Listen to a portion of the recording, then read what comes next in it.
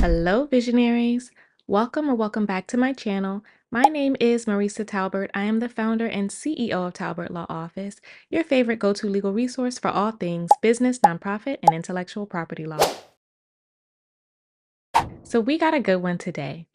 We have the petition from Frozen Moments LLC, a company solely owned by Aubrey Drake Graham, better known as rapper Drake, against UMG or Universal Music Group Recordings and Spotify.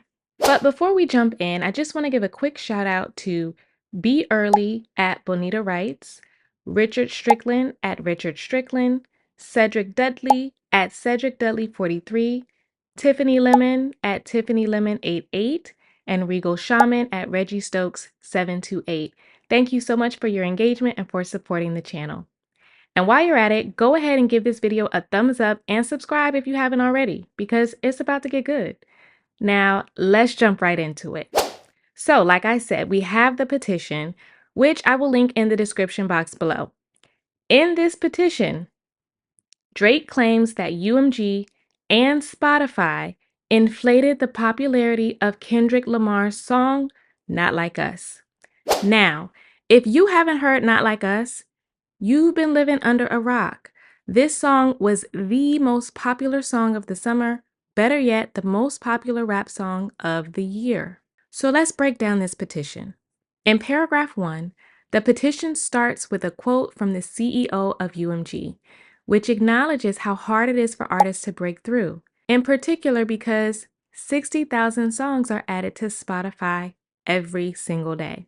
It then talks about how Spotify is the world's most popular audio streaming subscription service, with more than 500 million users and hundreds of millions of paid subscribers.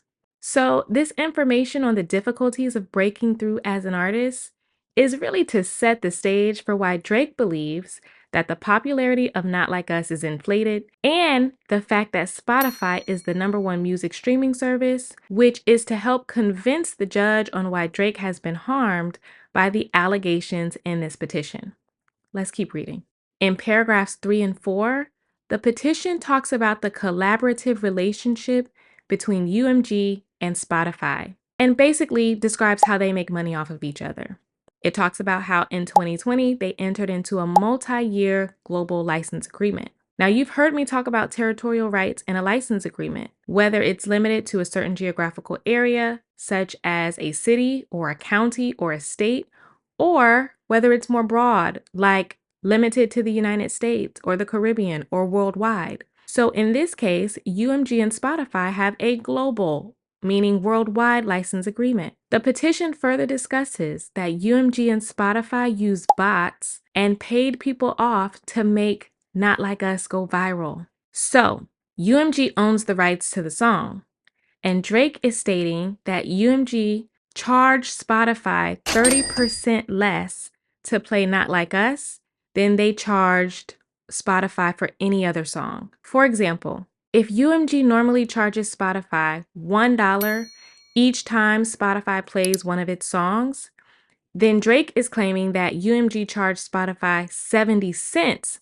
each time it played Not Like Us. So that means if it costs Spotify less money to play Not Like Us, then of course, it just makes business sense to recommend the song more often to users, because when they play Not Like Us, Spotify is only paying 70 cents versus $1 as it would for any other song.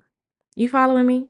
So this petition also claims that UMG conspired with. Now, that's some strong legal language. If you've been following the YSL trial at all, then you already have an idea of what's coming next with language like conspired with. So I'm sure that's going to resurface. But allegedly, UMG conspired with unknown third parties to use bots to artificially inflate the spread and popularity of Not Like Us. And these third parties were allegedly paid by UMG to do this. And so the claim is that these bots tricked the public into believing that the song was more popular than it actually was. The petition cites a podcast with DJ Academics and an interview with another person who talks about being promised a total of $5,000 and a percentage of the song's total sales from UMG to use bots to help Not Like Us hit 30 million streams on Spotify within a couple of days after it was released. Now, being promised percentage on the song sounds outlandish, but let's check out this clip. People who I would never do that to, out of respect. But the most recent song I did do all the bots for, well, most of it and the marketing was Not Like Us. Now, a lot of people are going to say that's fucking cap. Like, you know what I mean? This is a song that people are playing outside. This is a song that's going around. I have it on here on YouTube. It says 80 million plays. If I go to Spotify and look it up, I think it says over 100 million plays, or actually 200 million. Actually close to 300. Let me look it up. Not Like Us. I think the argument here is going to be, it says 343 on Spotify right now, 343 million. They're going to say, bro, Kendrick's team, obviously I don't think Kendrick's doing it himself, you could explain. He doesn't need to hit you up to fucking go figure this shit out. He could just, like, the song is hot already, right? Like, why the hell does he need you? To be honest, you're going to have to give a little bit for people to actually believe that you're not fucking just lying, right? Yeah, I mean, the thing is, like, again, you know, you could ask around about me. I'm not biased. I haven't, you know, done this to fuck him over. I don't want to fuck him over. I don't want to fuck anybody over. But early on, when the song first dropped, it wasn't him. I'm not going to say he reached out to me himself, because obviously he didn't. It was definitely somebody from management. They wanted me to do 30 million early, which fed into the rest of the views, because obviously it was going to be a hit song either way. I like the song. You want me to be honest? The song is good. Like, it's a hit song. Hey, sir. We, you know, again, we're at the point where we're putting out public information. Could we also divulge names that we could verify even later? Who reached out to you on behalf of Kendrick? I mean, I have payment proof, and I will DM that to you, as long as, you know, you won't expose it right now on stream in front of everybody, but I will send you all the proof, all the receipts and everything. Okay. Because there are certain things that I want to keep myself safe at the end of the day too, but I will send it to you. I want to independently verify it. Hold on. I'm gonna put in this call. Well, you know my Instagram name, right? Yeah. Okay. Or you could either send it in here or send it to me on Instagram. Just send like a screenshot or whatever. But you say you have payment proof of what? And even then, my next question is gonna be, well, if you did some shit on the song, which we still got to talk about, and you also got have paid that for the proof song, as well. Yes. Why are you mad? Because I haven't got paid my full amount that I was promised. Break that down. So somebody reaches out to you for 30 million streams. What'd you tell them? How much money? So I was actually promised so cuts as well. So I was promised payments after, but up front I was promised 5K.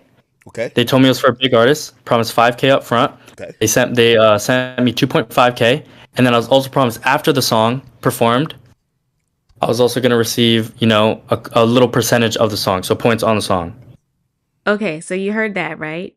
So Drake, through this petition, is claiming that UMG paid multiple people to use bots, that they paid Apple to have Siri intentionally misdirect users to the song Not Like Us, that they paid radio stations and radio hosts to play the song constantly, and that they paid influencers to review the song and the video on YouTube. And they also removed the copyright restrictions on YouTube to incentivize content creators to use the song in their videos without a strike on their YouTube pages. So this tactic is known as pay to play or payola, which Drake's team is claiming is illegal under the Communications Act of 1934. Now, I'm not familiar with the Communications Act of 1934, but now I want to go familiarize myself with it. Essentially, this petition states that both in 2005 and in 2006, that UMG was caught in these pay-to-play tactics. Particularly in 2006, UMG had to pay $12 million to the New York Attorney General for using similar pay-to-play tactics that violated the Communications Act of 1934. So the question is, what is the legal harm if consumers believe that a song is more popular than it is?